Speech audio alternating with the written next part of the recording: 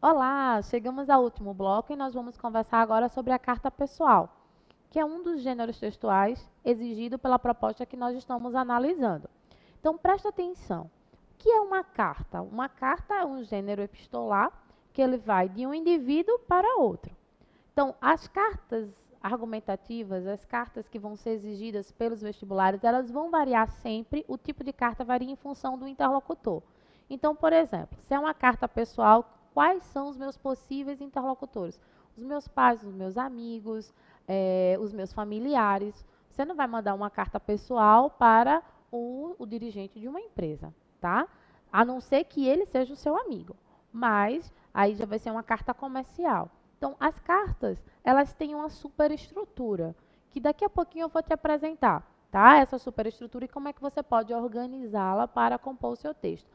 Agora, eu quero que você acompanhe comigo no slide a definição de carta pessoal, para que você possa compor a sua produção textual quando for solicitada pelo vestibular, ok? Acompanha comigo no slide. A carta pessoal é um gênero discursivo em que o autor do texto se dirige a um interlocutor, tá? Específico, com o qual pretende estabelecer uma comunicação à distância. Normalmente, ela é utilizada para comunicar a amigos ou familiares notícias ou assuntos de interesse comum, de forma mais longa e detalhada. Como texto de caráter pessoal, a carta pessoal deve ter o nível de formalidade da linguagem estabelecida em função do interlocutor para quem é dirigida. Quanto maior a intimidade entre os interlocutores, mais informal tende a ser a linguagem utilizada. Presta atenção aqui, tá? Acompanhe aqui comigo. Não quer dizer que você vai utilizar o fato de utilizar uma linguagem informal que você vai subverter a norma culta. Você não vai utilizar a colocação pronominal adequada, você não vai utilizar a pontuação adequada ou a concordância adequada. Utilizar uma linguagem informal, uma linguagem mais leve, não significa dizer descumprimento da norma culta. Muito cuidado com isso, porque a tua redação também vai ser corrigida de acordo com os padrões normativos impostos pela gramática, tá ok? Então, cuidado com isso. Acompanhe aqui comigo no slide.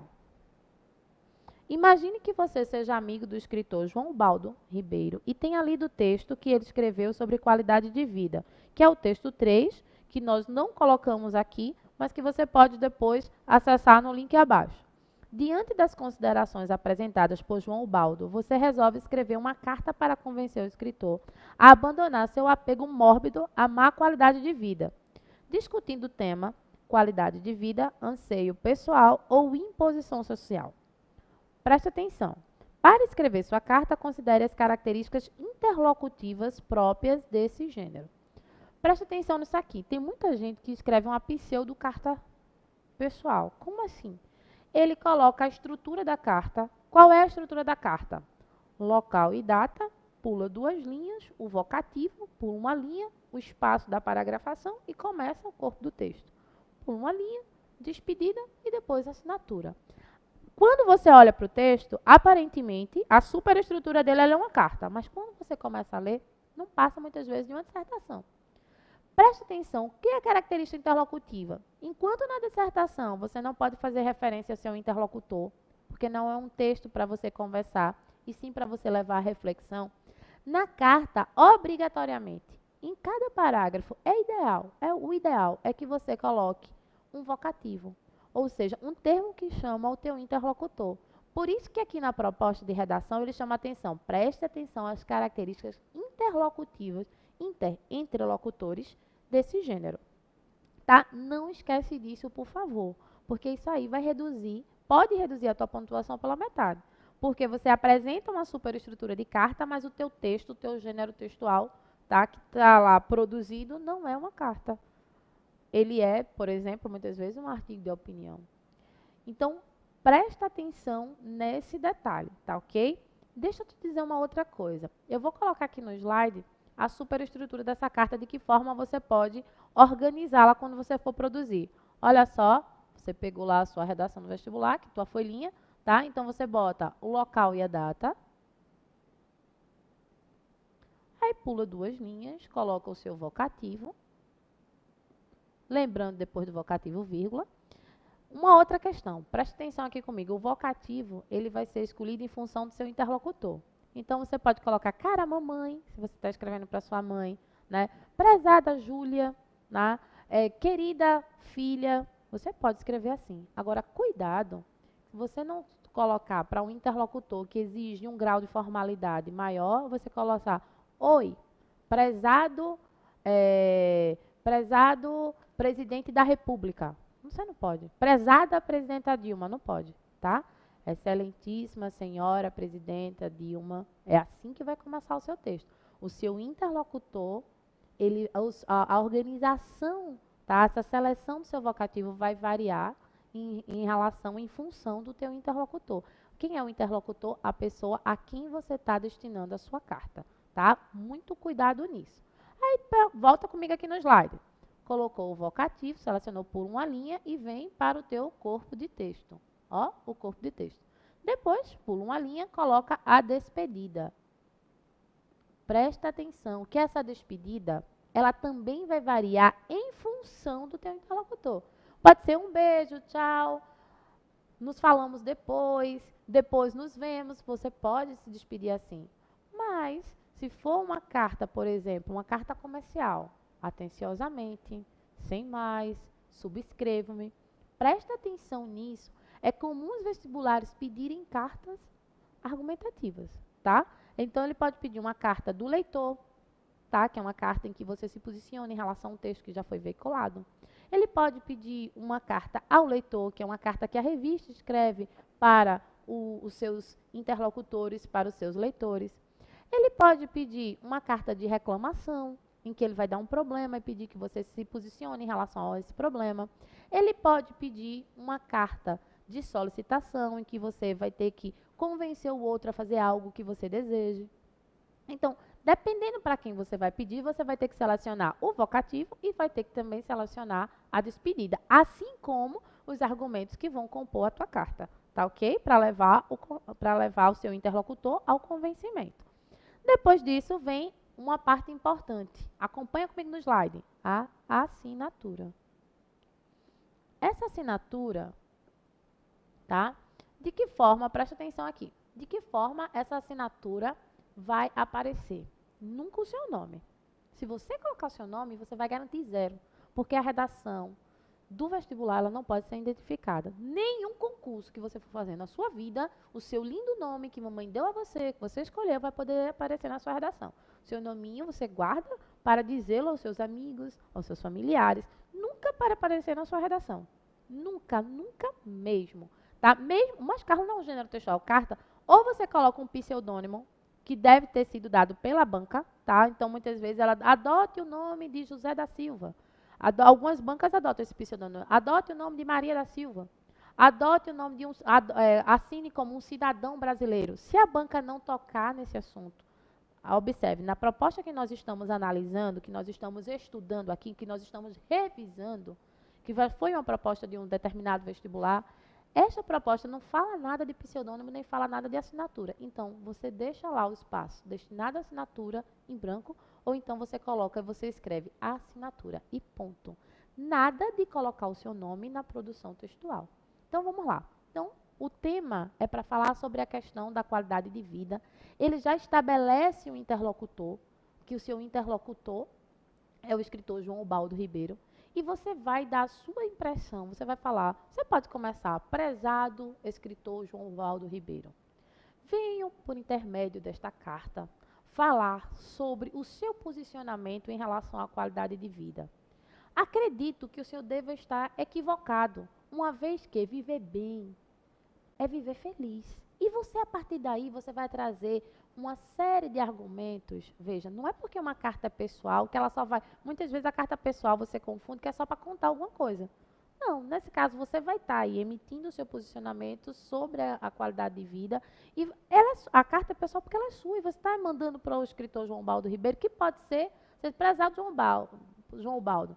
Você é um escritor famoso, mas além de ser um escritor famoso, você também é meu filho. E eu escrevo agora não na condição de simples leitora, mas na condição de pai ou na condição de mãe. Veja, você cria uma máscara argumentativa. O que é criar uma máscara argumentativa? É meio que criar um personagem para escrever a carta e não vai deixar de ser uma carta pessoal.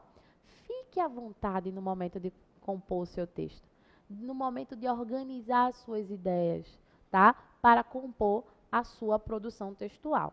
Olha só, eu espero ter te ajudado falando sobre essas propostas, tá?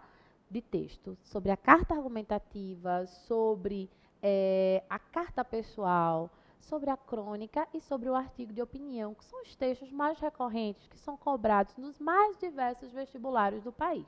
Só que, além disso, algumas universidades, elas cobram também a questão discursiva, que nós vamos conversar sobre ela agora. Geralmente, tá, as questões discursivas, elas versam sobre assuntos fáceis, que eu julgo fáceis, tipo ambiguidade, muitas vezes sobre a questão da inferência, a como se constitui o humor.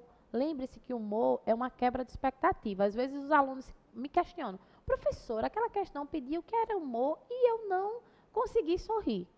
Não, não é para você sorrir. O humor, muitas vezes, é aquilo que vai... Ele cria uma expectativa no interlocutor e, de repente, essa expectativa é quebrada. Aí está o humor, tá? Cuidado com isso, que são questões recorrentes nas mais diversas discursivas que aparecem nos vestibulares do nosso país. Então, vamos lá. O que é recorrente? Humor, ambiguidade, a questão da inferência, o pressuposto, o implícito, a ironia. A ironia é um dos assuntos que mais aparecem. Lembre-se que a ironia é quando você diz o contrário daquilo que você queria realmente dizer, tá? Então, muito cuidado. Então, eu trouxe aqui uma questão para nós analisarmos e revisarmos uma teoria, tá? Acompanha comigo no slide. Discursivas. Ditadura barra democracia. A diferença entre uma democracia e um país totalitário é que numa democracia todo mundo reclama, ninguém vive satisfeito. Mas se você perguntar a qualquer cidadão de uma ditadura o que acha do seu país, ele responde sem hesitação, não posso me queixar. Milor Fernandes, Milor definitivo, a Bíblia do Caos. Veja, isso foi uma questão discursiva, tá? Esse enunciado, esse textinho faz parte de uma questão que nós vamos ler as proposições agora. Acompanhe aqui comigo no slide. Letra A. Para produzir o efeito de humor, lembra que eu falei para vocês que o humor é bastante recorrente? Essa questão já foi cobrada, tá? Foi questão de um vestibular. E eu trouxe aqui para mostrar para vocês como é que o assunto é recorrente e de que forma vocês podem responder em relação, tá? Presta atenção aqui. De que forma vocês podem responder em relação a esse assunto, vocês podem organizar as ideias de vocês quando a questão cobrar o humor, tá? Então, vamos voltar à proposição, acompanha comigo no slide. Para produzir o efeito de humor que caracteriza esse texto, para produzir o efeito de humor que o caracteriza, esse texto emprega o recurso da ambiguidade. Justifique sua resposta. Nesse texto tem ambiguidade? Sim ou não? Tem sim, né? Vamos voltar ao slide anterior? Presta atenção aqui. Ó. Não posso me queixar. O não posso me queixar, ele pode dizer assim, eu estou satisfeito, não posso me queixar. E pode significar ainda assim, não posso me queixar. Caso contrário, se eu me queixar, eu serei punido. Veja, na democracia, ele pode estar satisfeito, eu posso fazer o que eu quiser, tá? Eu não posso me queixar. E na ditadura, ele pode dizer assim, eu não posso me queixar. Porque se eu me queixar, eu serei punido pela minha queixa. Ok? Então, vamos lá, voltar à questão. Acompanha comigo do slide. Para produzir o efeito de humor que caracteriza esse texto, para produzir o efeito de humor que o caracteriza, esse texto emprega o recurso da ambiguidade? Sim, justifique sua resposta. Aí você vai lá, de forma clara e objetiva, transcreve, você coloca assim, vírgula, o trecho, aí repete o trecho, traz humor, porque pode ser entendido de duas maneiras. E você coloca lá as duas maneiras possíveis, tá, de o texto ser entendido. Então, presta atenção que essa questão, ela cobrou, além do que provoca o humor, além do humor, ela provocou também a ambiguidade. E o que é ambiguidade? É a possibilidade de um duplo sentido. Lembrando que a ambiguidade, ela pode ser estrutural ou ela pode ser uma ambiguidade semântica. tá? Ambiguidade semântica é aquela que acontece por conta de um determinado termo, tá? Então, por exemplo, quando eu digo que deixou a lima sobre a mesa, ele pode ter deixado a frutinha, lima, ou ele pode ter deixado lá uma lixa, que também é lima. Então, muito cuidado quando você for trabalhar ambiguidade. E também pode ser ambiguidade, tá? Eu encontrei sua mãe, Lucas não foi à escola porque eu encontrei sua mãe na praça. Então, a sua mãe pode ser a sua, que o termo sua, o pronome possessivo sua, pode ser utilizado para se referir à segunda e à terceira pessoa. Então, a ambiguidade aí seria estrutural. Muito cuidado, tá? Muito cuidado com as construções linguísticas, muito cuidado quando você for verificar questões que versem sobre ambiguidade, porque ela pode ser ambiguidade semântica, pode ser ambiguidade estrutural. Pode ser ambiguidade intencional, que geralmente aparece na linguagem, nos textos publicitários, a linguagem da propaganda recorre a isso. E pode também ser um descuido de um interlocutor, tá? De um interlocutor ou de um falante, que foi lá, produziu, anunciou um discurso e não percebeu que aquilo que ele estava querendo dizer tinha uma ambiguidade. Eu já comprei um jornal, deixa eu contar esse fato para vocês. Eu já comprei um jornal, eu parei o meu carro em plena avenida por conta de uma ambiguidade no jornal. Estava lá, a queda de Fidel. Eu disse, meu Deus do céu, eu estava indo dar aula, o regime de Fidel caiu. Como assim? Como que eu não soube disso? Quando foi isso? Eu não vou chegar à sala sem essa informação. Parei o carro e fui comprar o jornal, minha gente. Quando eu peguei o jornal, que eu fui ver a queda de Fidel, ele tinha ido a um palanque, né, enunciar um discurso, e quando ele foi subir, ele escorregou e caiu. Aí o jornal colocou lá. A estratégia aí foi para vender. Que assim como eu acredito que uma série de interlocutores, uma série de leitores também compraram o jornal. Então, a palavra queda aí, tá? Ela provocou ambiguidade, tá? Uma ambiguidade semântica. Vamos à letra B. Reescreva a segunda parte do texto, de mais até queixar, pondo no plural a palavra cidadão e fazendo as modificações necessárias.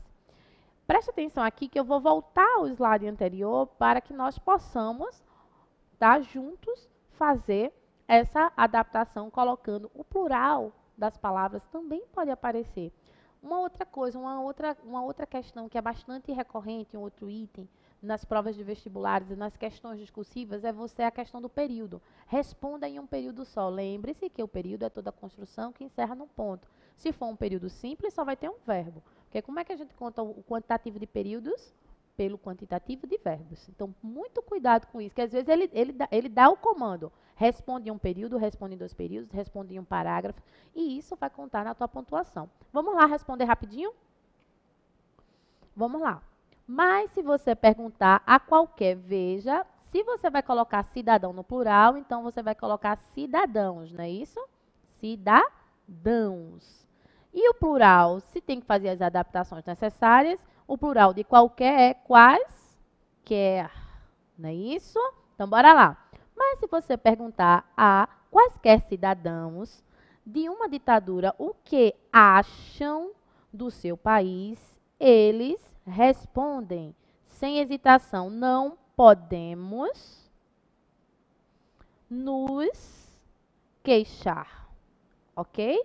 Então, preste atenção aí que ao fazer, tá? Ao levar a palavra cidadão para o plural, você tem que fazer outras adaptações que são necessárias para que você responda a questão, tá? Com êxito. Eu espero ter te ajudado. Espero que você faça a prova com calma, que você leia as questões, tá? Já grifando o que é que ela está te pedindo, porque muitas vezes o candidato erra a questão discursiva, não é porque ele não sabe, é porque ele não entende o comando. Então, seleciona lá o que é que ele está pedindo. Ele está pedindo para passar no plural, fazendo as adaptações necessárias. Então, eu vou passar para o plural. Ele está pedindo que eu identifique o humor. Então, eu vou dizer onde é que o humor está. Ele está pedindo para que eu diga que tem ambiguidade. Então, eu vou indicar ambiguidade. Responda o que a banca está te pedindo, porque é comum, muitas vezes, o candidato responder. Quando nós vamos avaliar questões discursivas, qual é o grande problema? Que o candidato, muitas vezes, responde, ele traz uma resposta que é completamente diversa do que é pedido. Então, você depois, quando vai ler, meu Deus, era isso que ele estava pedindo. Então, primeira coisa, respire fundo, leia com calma. Você se preparou com a gente aqui do QG e você vai tirar um 10 na prova, tá, de língua portuguesa, especialmente nas discursivas e na sua produção de texto. Tchau, tchau, até a próxima.